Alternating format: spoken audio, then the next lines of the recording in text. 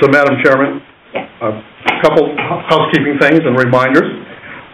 One, there's only one action item tonight, and it's a action item, not a public hearing, so there's not a testimony that comes from the public at our session. It's a Chapter 99, so there will be a public hearing at the Board of Aldermen posted, announced.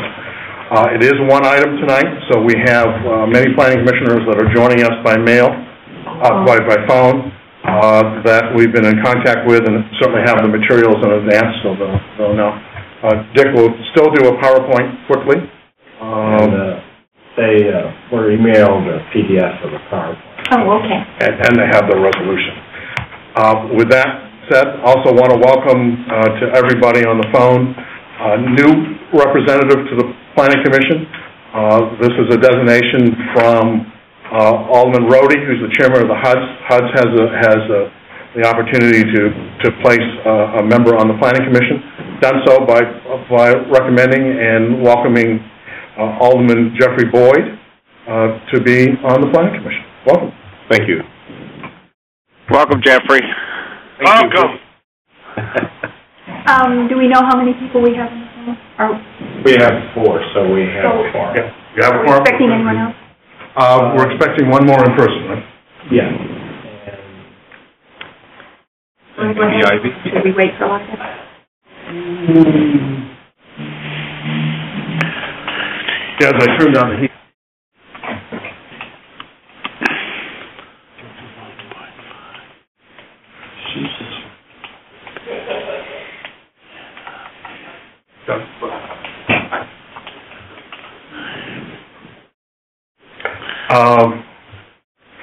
We're entering summertime, which is, remember, July will be a meeting this year, will be before the 4th of July. That's correct, isn't it? Yes. And we sometimes are able to not have an August meeting, partly because of the volume of things and all the men being out of session then we have a busy session in September.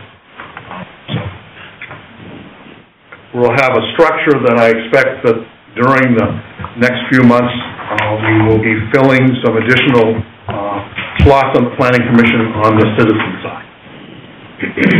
With that, I'd like to call the meeting to order, and since we have so many people on the phone, I want to make sure they can hear and we can hear them and they can participate. So first, after the call to order, I'd like you to read the roll, please, so we can see. Sure. Alderwoman Cruzen. Here. Alderman Boyd. Present. Chair Stouter. Aye. Commissioner Bradley. Here. Commissioner Brown. Here. Commissioner Jay. Here. Commissioner Spade. Here. Commissioner Vizentainer. Here. And Commissioners Powers and Pinkston are not present. Okay, are they expected to join us? Yeah. Right. Ivy said she. Right. To call in. Okay. First item on the agenda are the minutes from the May 6, 2015 meeting. They were distributed to you in the mail ahead of time. Thank you. I'd entertain a motion for approval. Move to approve. And moved and seconded that we approve the minutes that were distributed to us before the meeting. Does anyone have any corrections? Minutes?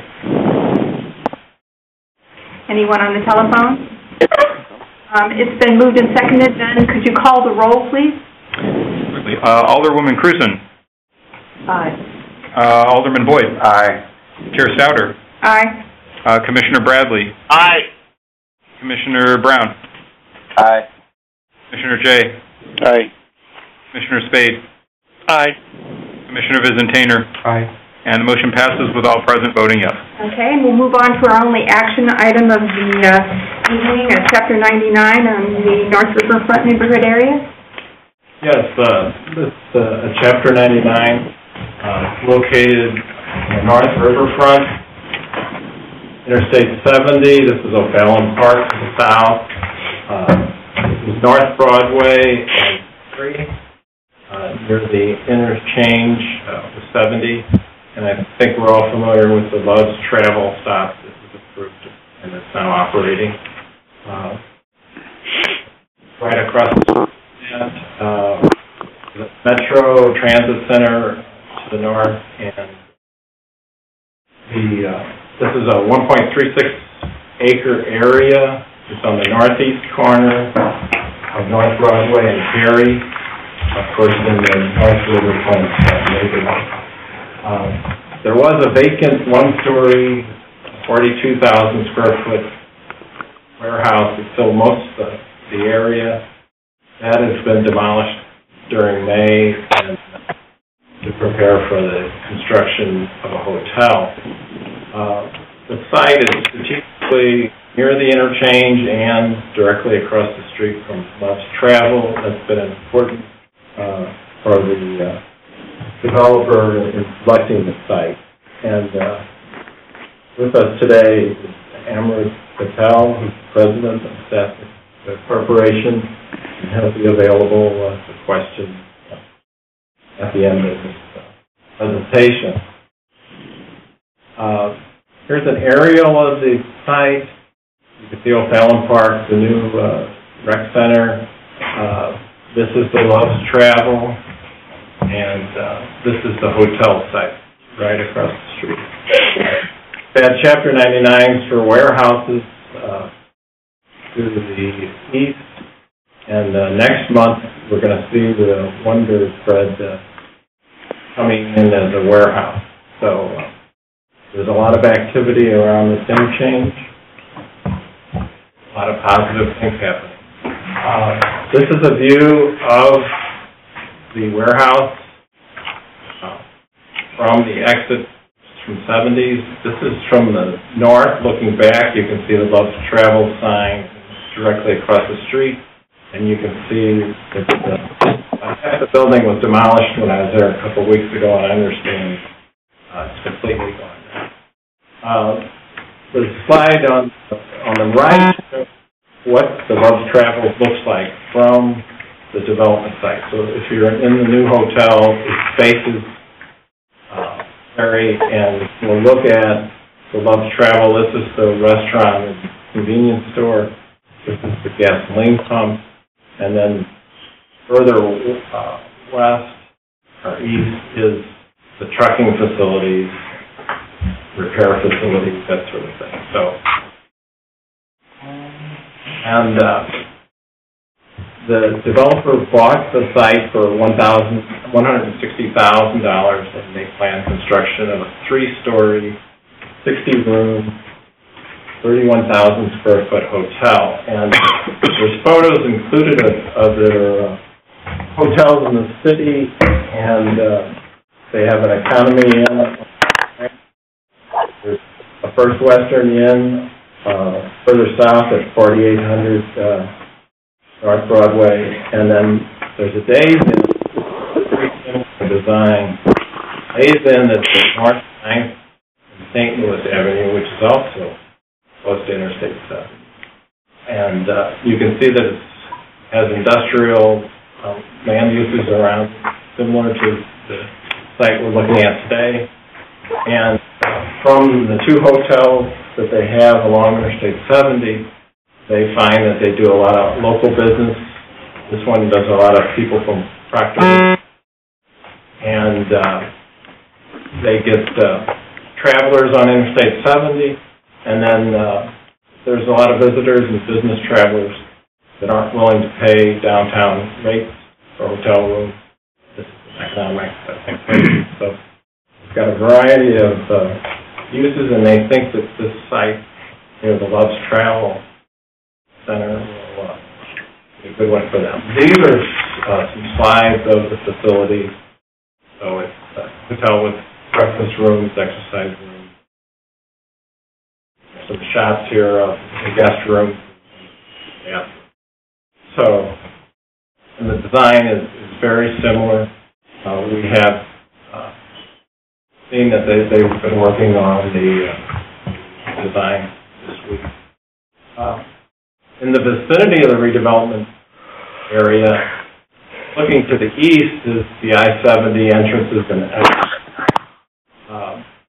The Love's Travel, of course, is to the south. To the west is a very large warehouse on drainage, which is east of the redevelopment area. And I have it marked as a vacant warehouse. Mr. Patel tells me they actually are working in there. Pretty desolate. It's on the other half of the city block, which is developed. You can see from the land use plan that the Love's Travel is a regional commercial area, and that the site here is a business industrial development area.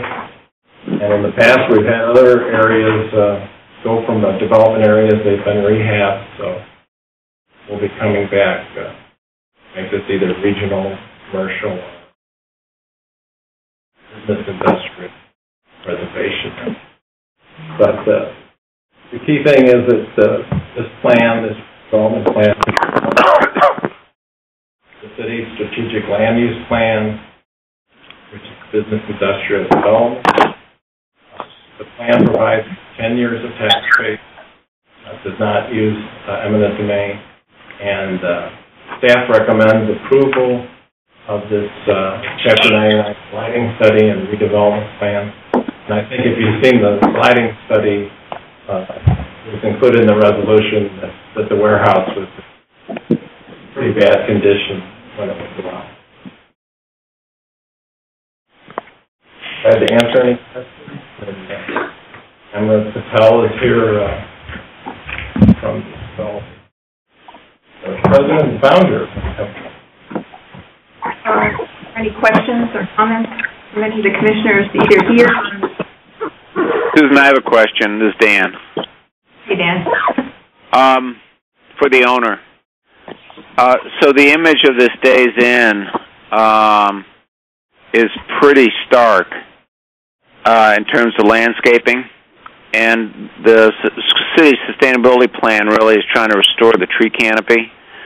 I know this is an industrial area and it doesn't have a lot of trees, but wouldn't it be, have you developed your site plan enough to be able to tell us that there's an allowance for tree planting?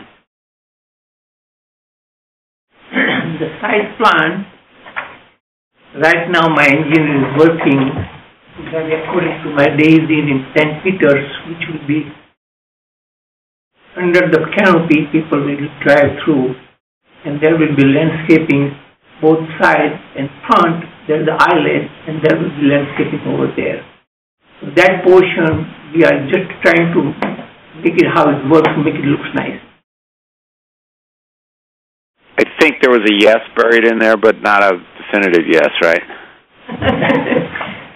I don't think there are going to be any large trees that are planted. Is that true? Well, that whole area is the concrete. You have to bust the concrete and make bigger tree, you know. Okay.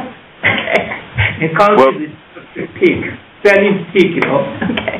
Yeah, the image of the 9th Street facility is particularly stark, and you know, we have a citywide plan to try to not develop properties as stark as this, and just would encourage you to find a way to introduce more planting and particularly tree planting in the site if you can. Okay, sure, we will do. And Dan, I think you make a good point there. I got on the Google Earth and zoomed into that property as well, and there is sidewalk and parkway strip in there, and so perhaps there may be some cooperative opportunity to meet with the city forestry department, and I mean, it'd be nice to be a little oasis here. You're right near O'Fallon Park, which is spectacular, and right near these historic cemeteries, so for you to be a nice little garden hotel right off of I-70, I think would be very encouraging to the area. Sure. We are putting to the city, put drawing. Well, we'll remind Dale and his staff that part of the design standards within our Chapter 99 It includes landscaping, and some of it to be along the perimeter. Great. Did you have a question? Yeah, I want, does anyone else on the phone have a question? Go ahead. Okay, I could be mistaken, but I'm almost sure we passed the board bill out for this address last week. Mr. Patel, your son was at the Board of Aldermen last week, right? Yes, he was. And what was he there for? I didn't ask him. I was out. Okay. I wasn't getting to him. I'm almost sure that we already passed this bill. Is that possible? Sometimes happens. It's not my preference, I will tell you that. Okay. But it sometimes happens, and the mayor wouldn't sign it until we... Gotcha. Okay. There's a line in it that references what you do tonight. Okay. And if that line proves to be false, then it makes sense. Okay. I just want to make sure I'm following the process. It's my first meeting. I'm the chairman of Neighborhood Development, so I thought I heard the bill already. That's what you're here for. Okay. Any other questions from anybody who's on the phone, or any comments? I think one thing from the sustainability report, they did mention having the transit center a block away. Yeah. So it's good to see that they noted that in the sustainability report. It's matching up better with the reality of what's on the ground. Great access for employees. How many persons will the site employ? About 8 to 10 people. Okay. Any other questions or comments? Move approval. Second. It's been moved and seconded that we approve the blighting study and the redevelopment plan and find it in conformity with the strategic land use plan and recommend it to the Board of Aldermen for approval. Could you read the roll, please? Could we get a clarification first, because all of us heard a different person. Who moved approval? Dan. And actually, Lyda seconded. Okay, thank you. Before the person on the phone. The race to second. Yes. Roll call. Alderwoman Cruzen? Aye. Alderman Boyd? Aye. Chair Stouter? Aye. Commissioner Bradley? Aye. Commissioner Brown? Aye. Commissioner Jay? Aye. Commissioner Spade? Aye. Commissioner Vizentainer? Aye. And the motion passes with all present voting yes. And at the beginning, when I introduced Alderman Boyd as newly joining us, let me expand on what's occurring. I spoke to some of you that know that we're going to be filling some vacant citizen positions. But there's a new aldermanic session, and we have seats to be designated by the chairman of the HUD's committee and the chairman of the Transportation Committee. And so, looking in the rearview mirror, Lyda Cruzen, Alderwoman Cruzen, was here as the designee from the HUD's committee, from Chairman Joe Rohde. Lyda is now the head of the Transportation Committee, the chair of the Transportation Committee, and is joining us as the chair. Shane Cohen was our designee from the previous Transportation Committee. So he has left us. Alderman Rohde I'm smiling because I kind of like this. Alderwoman Cruzen is also on the HUD's committee. There are two committees at the Board of Aldermen that hear Chapter 99 plans. One is the HUD's committee, and the other one is the Neighborhood Development Committee. The Neighborhood Development Committee doesn't have, by right, a seat at the Planning Commission. Its current chair is Alderman Boyd, and Alderman Rohde has appointed Alderman Boyd to be here as his representative. And so that's a complicated way of saying, I think for the first time, we have a number of very relevant bases covered for the Board of Aldermen. Great. Woo! That's our... All right, who was that? I'm sure that was meant in all the filters. I knew that was you, Dan. We have our one action item. Move on to our delegated items. There are 13 of them, and 3 of them are under 1 acre, but over $1 million. Don, do you have any comments on those in particular? I don't have any other than I will say this, is the one that's on the top is the former Housing Authority building. It's a mid-century modern building. It's been vacant for a long time. It's on Lindell. And nice to see that a comprehensive development is happening there. They've been to the Preservation Board. There's a demolition involved. What's going in that building? A mixed-use project. There's A bank, a commercial, and residential. Cool. Eagle Bank putting a major branch and they're financing. So. Any other questions on any of these delegated items? Street vacations, we only have one. We're actually did not send those out. Okay. They are also delegated items. Okay. Any new business to come forward? Just keep our fingers crossed, but we hope that at the July meeting, we have sort of 3 parts of research that we're doing about zoning notifications. One is just pure research about procedures and whatnot. And the second is 2 types of products. We're trying to collect from jurisdictions, researching actual examples of their products. And one of those products are the postings, and kind of pleased we found one that has a E on it, and Dick put his initial on it. And we're using those. And then the other part is we're looking at the social media use in other cities and trying to get what those examples are. So those are the 2 things that we're digesting, is traditional stuff and the images and the postings being different or similar to us, to learn from that, and then reaching out and finding out about the electronic and the social media use and understanding that. And we'll get that and we'll dissect it and come back. I think we'll have a much busier agenda next time. I know we have 3 redevelopment plans, and I think there'll be 2 or 3 rezoning. So sounds like we're going to make up for this meeting and have a lot next time. And next time is July something like... July 1st. July 1st. So we'll have public hearings then, Drew? No. No. This one you invite neighbors. Probably so. We may invite the neighborhoods, good point, Tim. We may invite that neighborhood group to come back at that time. If there's no other business, we have no need for an executive session. Okay. The next meeting is July the 1st, and I'd entertain a motion to adjourn. So moved. Second. Did you get the motion in the second? There's everyone in favor of adjournment, say aye. Aye. Aye. Adjourn.